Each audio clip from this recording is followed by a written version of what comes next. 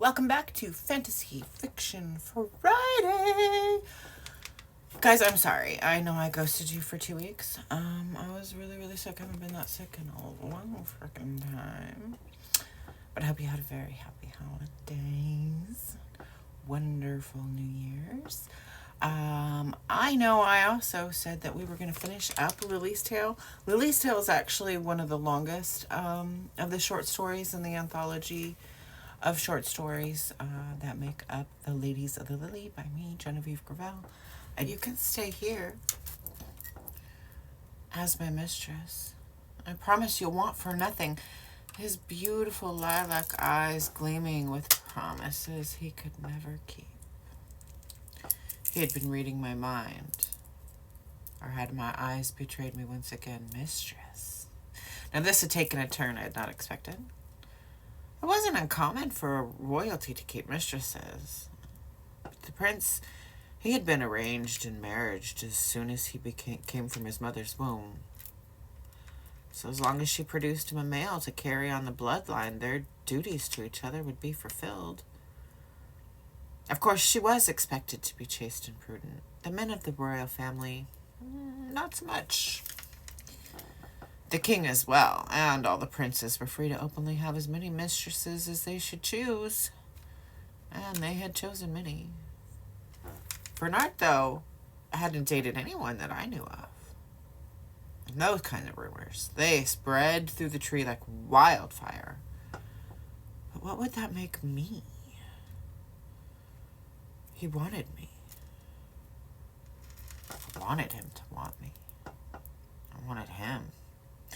I wanted to stay, not only because of what was to become of my existence when I returned to my community, not because of all the promises he could offer. I wanted to stay because I wanted to be with him. He was my half-brother. And people, had they chosen to believe me and the rumors I had started, would know. But then no one had believed me. I could be wrong, too. Like, there's no proof. I tried to get the words out. I tried to tell him what he clearly did not know. Just say it. I willed myself to do the right thing, and I was growing frustrated in more ways than one. You're my brother. You're my brother. I practiced it in my mind.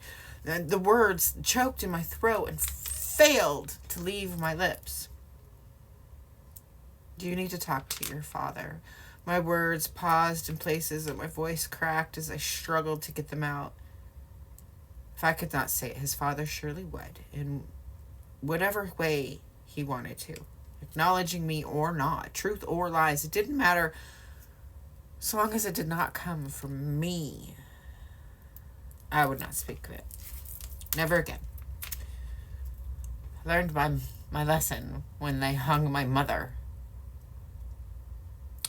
yesterday. I cannot. His words softened. They swept over me like a soft breeze as he leaned into me and whispered in my ear, "Can you keep a secret?" No. I clearly cannot. I had a secret and I couldn't even keep it in but for a few days. Despite the dastardly consequences that had cost me everything. It had cost my mother her life. No! I wanted to scream. My father's indisposed, truth be told. He's taken to bed. It won't be long now. He choked through tears that fell freely. My heart broke, and my own anger and grief was so fresh that I couldn't help but to feel his pain. So I wrapped my arms around his neck and pulled him close. I lost my mother recently, I told him. He needed to talk. His heart was breaking at the thoughts of losing his father, and I understood his need for someone to talk to and some place to put his pain. I needed that too. And I could be that for him, if only in that moment. Though I couldn't be his mistress, not under any circumstances. and then I can't read you that part. So we're just gonna jump into the next part, but you get it, right? You get it. Because my page is only for adults, and this book is only for adults. Consenting adults. Read the trigger warning. Okay. He fell to his knees, burying his head into my lap. No words were needed. I knew from his posture as soon as he had entered my room. His father had died. I ran my hands over his back and through his hair with longing to take away his pain. There was nothing anybody could do. It was a pain I had known all too well. I simply held him and let him cry. The entirety of the gray oak filled with sadness, but none was more so than my glorious Bernard.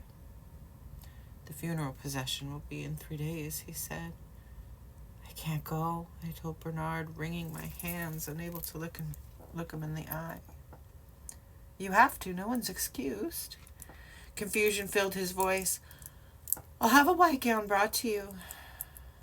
Assuming that he'd figured out my issue. Bernard had a way of putting Faye at ease with any of their problems. Finding solutions and a plan of action was no problem for him at all. But a dress was least of my worries, unbeknownst to him. But still, he thought a new dress was going to fix the issue. I wished it was so simple. It was a perfect time to tell him who I was. A bastard daughter of his father. Of our father. Perhaps my mother was wrong. I could have been another man's child. After all, she was a worker. The king couldn't have been her only client, right?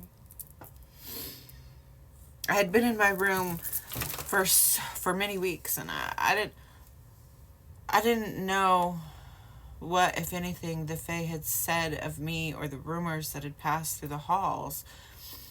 I knew, though, if I were to show my face among them in the procession, I would be the topic of conversation. I still didn't know if he had heard any rumors, if he had learned the truth of who I was, but he didn't say a word. I doubted it. He had. I hoped he didn't. I hoped he would never find out. He had my whole heart, my body, my devotion. However, he had not let on that he knew what I knew. Bernard wasn't the type to let anything fester. He would have addressed it if he had heard the rumors, but he had not. And neither had I. It's not that. I mean, there's something more. There's something I needed to tell you. I couldn't look him in the eye. My shoulders dropped with my head as I turned from him, and I explained everything in entirety. He listened intently as I told him. He may be my half-brother. He took a moment to roll over what I had told him, making sense of it all as I sat and waited. My heart pounded, and all I could do was wring my hands together, waiting for him to scream, to yell, to kick me out, do anything. And after the longest pause of my life, or so it had seemed, he said in a calm, clear voice, let's not create problems where there are none. We'll face it if and when the time comes.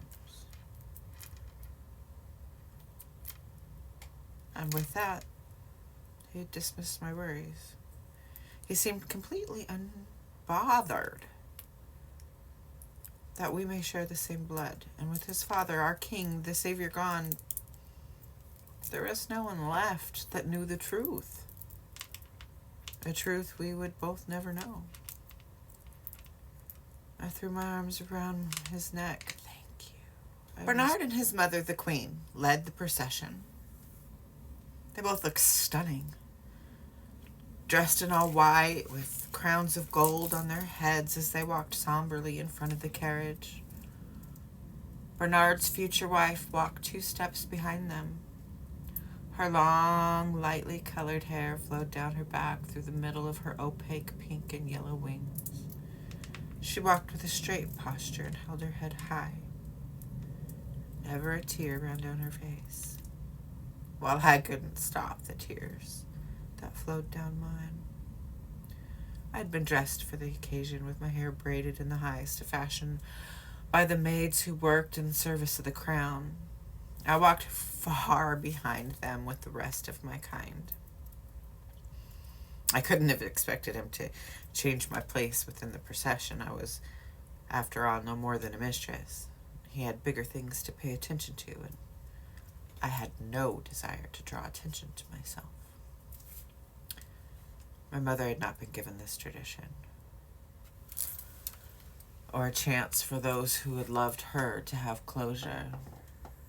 Even if she had not died a criminal, she was one of us. A savage.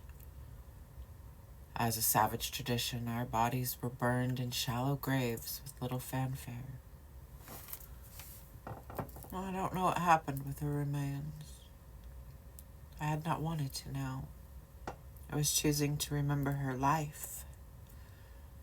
Still, I pretended it was her funeral as well as the king's. It was a funeral procession for my parents. And I was now the elder in my family at 20 years old. Upon our return to the Great Oak the following day, I didn't know where to go. Did I go home? Was it still my home? Had others moved in? Did I go to the rooms provided to me by Bernard? I mean, that's where I'd wanted to be. What was going to become of me? A guard approached and led me to my rooms on the highest branch, answering my question without a single word as relief washed over me. Bernard had not come for me for 5 days. I sat in my room waiting for him. It did not occur to me to mind. I knew he would come when he could. He had been wed 3 days earlier. I would see him that night, though. I may not approach him, nor he me. I may not speak a single word. I would only see him from across the room, and I would watch as he was crowned, adorned with red jewels in my hair and others that dangled from my ears, dressed in a floor-length green gown made of velvet. After that day, I would be mistress to the king. And nerves filled me. It was the first time I would be presented at a royal affair. Normally, women wouldn't be allowed to such an event without a male escort, and I was no exception. Bernard's top advisor, his right-hand man and best friend Sully, had been sent to be my escort. Sully was a short man, but taller than me. He had never married. He was older. I assume a man of 50. I was led to Bernard's coronation. Of course, Sully had known who I was in regards to the new king. But would the others? After the tradition of placing the crown in tails and top coat, Sully took my hand and led me to the ballroom. The walls were painted a golden color and bubbles fluttered through the air. The flutist played the happiest, uplifting tunes. The king and queen sat on their thrones, freshly crowned. Bernard took her hand and smiled at her. He treated her with respect and care. I thought seeing them together would have brought with it jealousy. But seeing firsthand how he cared for her only made me love him more. My gaze was set on him, and as Sully led me around the dance floor, sat next to me, and dined with me, I caught Bernard's gaze falling upon me only once. He smiled and then looked away. It sent my heart into a whirlwind, and my stomach felt as if 1,000 butterflies had taken flight within it. That night, after the party had ended, while I slept, he came to me. He woke me from my dreams to tell me how well I had behaved. He was proud of me. After that, Bernard had kept me by his side as often as he could. He regularly took meetings in my presence, holding nothing back. I would massage his feet or style his hair as he and his advisor spoke. No one questioned my presence. He was the king, and I his mistress. I knew my role. I held no reservations about being anything more. He had a presence that commanded respect.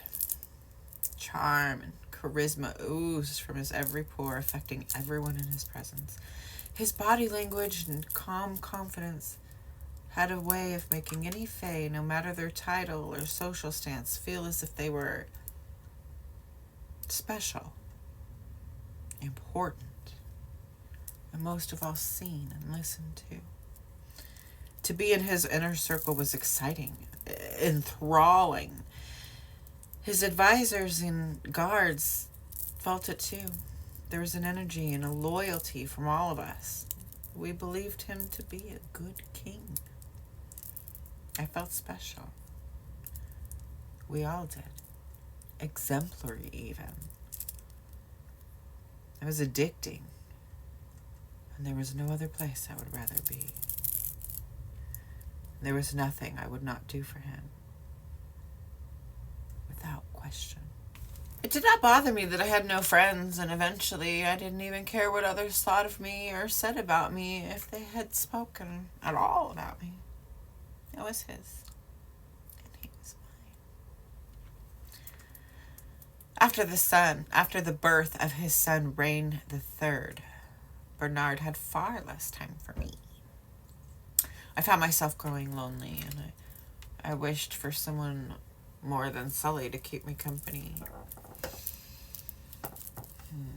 The days had grown long as I waited on him or for him, but I didn't complain. But Bernard could sense it. And for him, it was an easy fix, of course. Everything was for him, always had been. He arranged for me a meeting of the ladies of the lily, as he called it. By exclusive invitation, it would be tea time, and I was to be the host of only the wives of the closest to the crown. He was forcing me into society and forcing me to befriend them, or more like them to befriend me. Okay, but not Lady Ember, I said. As you please, my lady, he said. And I giggled and placed a bite of chocolate on his tongue before wrapping my arms around it. And so it came to be. The ladies of the lily. After only a few meetings, the ladies insisted we talk of the book of the week. I didn't know how to tell him. I did not know how to read. I tried to pretend listening to what all they had to say and interjecting based on that alone, but I felt stupid and small, like I didn't belong there. In the room named after me, in a club where I was the hostess amongst the women of the court. I don't know how to read, I cried, begging him to disband the ladies of the lily. They talk of gossip and books, gossip of fae I don't know, but most of all, I don't know how to read. How could that be? Bernard responded. One time it had been illegal for the women in my community to read, until the parents of some girl who had herself over it had positioned the crown. I wasn't really sure of the whole story. What I knew was that her parents had petitioned the crown to change the law, and they were successful. Though the law had been overturned, we were really left with no resources or anyone to teach us. My mother had never learned to read, so neither had I. I tried to explain. He never did understand what it meant to be a lower branch fae. It was hard for me to explain in a way that he could understand. But it hadn't really mattered until now. Okay, so quick interjection here. Remember back, I skipped over Satan's Tale. That's what that's referring to there. And if you go to KU or buy the physical copy and read Satan's Tale, you get that whole story of the girl who couldn't read and how that whole thing came to be. It's a very good story, but I really couldn't read it online. Okay, so anyway, let's get back to it. He sent Sully to my rooms twice weekly, and he would teach me to read from the books that the ladies of the Lily read. I learned to read slowly, and truth be told, nothing he ever offered that amount of pride and that singular knowledge. And over time I learned to read, and Sully had taught me, and with that he became not only my advisor, but my friend, my closest friend. Now the ladies of the Lily had begun with only 3 women plus me. Friends and friends of friends joined gradually. And there was a new friend that was scheduled to join us. A friend or a cousin's word was enough for her admission. So I thought nothing of it until Shauna walked into the room, presented me with her bright yellow hair piled on top of her head in a light pink gown that gathered under her breast, and my eyes flashed with an instant hatred that I forced myself to hide. I smiled and nodded accordingly. I had spent enough time around the king to learn social graces and what was expected of me. I wanted to throw her out the door and slam it in her face. I should have. The images of humiliating her in any way flashed through my mind. Sit up straight, cross legs at the ankles, speak only when spoken to, and most importantly, never show any emotion of any kind. I reminded myself, I forced myself to follow those rules of engagement. Social graces and all that. I had no intention of humiliating the king. If a glimmer of change should befall our bodies, we were expected to excuse ourselves until the emotion had faded and we could behave according to the expectations of a lady. So while hatred filled my body, I did not allow for any of it to show. Even after so much time had passed, I still hated her. So I did what any lady would do. I pretended that everything was fine and went on week after week, one book to the next, pretending her presence did not affect me. Honestly, I mostly ignored her. I walked into Lily Hall. I'd been running a little late. It was highly unlikely, but I'd started my menstrual cycle and had to clean myself. I mean, some things just couldn't be helped, as it were. So I walked into the room with the women sitting on the settee and chairs around the coffee table, tea in hands and crumpet in the center of the table that went untouched. The woman had been giggling, and that stopped, and they went silent at the sight of me. Shauna, who was seated in the middle of the group of women, sipping tea, looking up and offering me a rude grin. "What's the topic of today's gossip?" I asked. My eyes snapped to her as if they were magnets, and she looked away, filled her mouth with tea, avoiding my question. "Is it me?" I asked point blank. I knew it was. And Anne, who was sitting closely by, wearing all red, younger than I. A pretty girl she was. She most certainly had been the recipient of a formal education, including charm school, asked as if she had forgotten her place, or perhaps never knew it at all. The latter I doubted. Are you the king's half-sister? I thought you were his mistress. Oh. I see. Shauna was spreading her little rumors. Looking to climb the social ladder at my expense, or perhaps just knock me down.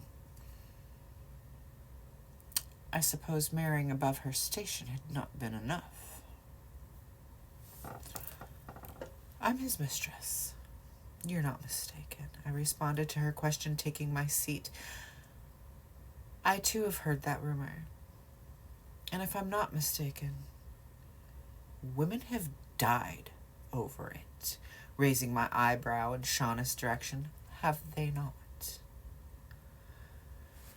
She clutched at a pearl necklace without a verbal response. Shall we begin? I said with a bright and cheery disposition. And we read a smutty excerpt from a romance novel about a forbidden love, and with all that, the women gawked and offered their own commentary, just like them. I, too, loved a good romance. And as they left, I thanked each for coming, but I asked Shauna to stay behind. I needed to speak with her in privacy. My request had ushered some looks of interest from the woman close enough to hear. If you wish to continue to spread rumors of me, remember, I hold the ear of the king. I smiled. I wrapped my finger around a strand of her long hair. It was silky and soft. I let it go, and it sprang upwards in a tight little curl. Rumors of what you have no proof. I know the truth. I could have you serving me and my friends bread, little bread girl, I said with a smirk on my face. It felt good to show my dominance and position that I had held over her. For the first time, I had stood up to my bully, and I loved every minute of it. A shrill shriek leapt from her mouth at a decibel that could kill a bee. I hate you, she screamed, stomping her feet. I found myself taken aback by her behavior. I stepped back away from her, and she grabbed the oil lantern off the mantel where she stood and threw it. The lantern's glass shattered on the right side of my face, shards lodging into my right eye, and another sliced through my earlobe. And then the oil, it caught flame, and the smell of scorched hair and burning flesh filled the room. I slapped at it wildly, screaming, and swarms of black spots filled my vision, and I passed out from the excruciating pain. I would spend day after day, week after week in the infirmary. The nurse kept me dosed on herbal medications to help me sleep through the pain. If I wasn't unconscious, I was near to it. My nerve endings felt like hot knives slashing me, and I would wake screaming in pain and fear, and all I knew was pain and the haunting dreams of fire and burning and death. And months passed in that excruciating routine. I had been given a patch embossed and painted prettily to cover the hole where my eye had once been. My hair would not grow back on the right side. I brushed what hair I did have over the bald spot in attempts to hide it, but I couldn't smile. Only the left side of my face had any function at all.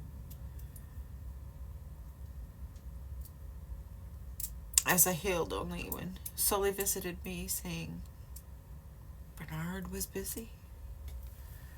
And then finally the day came for me to leave the infirmary, and Sully came to me just before the break of day. I hadn't seen Bernard since before the incident. I was told Shauna was put to death for it. The second woman to die over what I knew. Rumored truths. The second woman's blood that was on my hands, though this one hurt far less. I thought of Bernard's ruling on the matter as a sign of his unwavering devotion and love for me. I'd been wanting to return to my rooms and to Bernard's loving embrace, to our meetings, and even to the ladies of the lily. I had missed my life, and I was eager to get back to living. The pain had mostly subsided, and with the medicine, I could get through my days. The nights continued to haunt me, but with Bernard there, I would finally find peace and restful sleep. The nurse helped me dress from a sleeping gown of white cotton into a yellow gown with pink ruffles and bows. I had assumed that I would be returned to my room at the treetop. I had assumed many things. The stupid girl I was. But my rooms next to his, they were the only place I wanted to be. I was shocked and surprised as we turned and descended the grand staircase. We exited through the gardens. Where are we going? He responded that the king has a surprise for you. Elated, I knew he would. I wondered what it could be, and I was excited to see my beloved. We walked for half a day, and Sully showed me to a log cabin at the world's end. And not 2 steps out the back door of it, I could touch the glass walls of the aviary. And it faced the grand castle belonging to the giants that obscured any other view. Sully told me that my accident, he actually said it as if I had not been brutally attacked, leaving me permanently disfigured. He said Bernard was in turmoil and could not bear to look at me. The cabin is your new home. He had it built for you. But not to worry, because Bernard would keep good on his promise that I would never want for anything. You'll be visited weekly with provisions and supplies. If you have any wish at all you have to do is ask.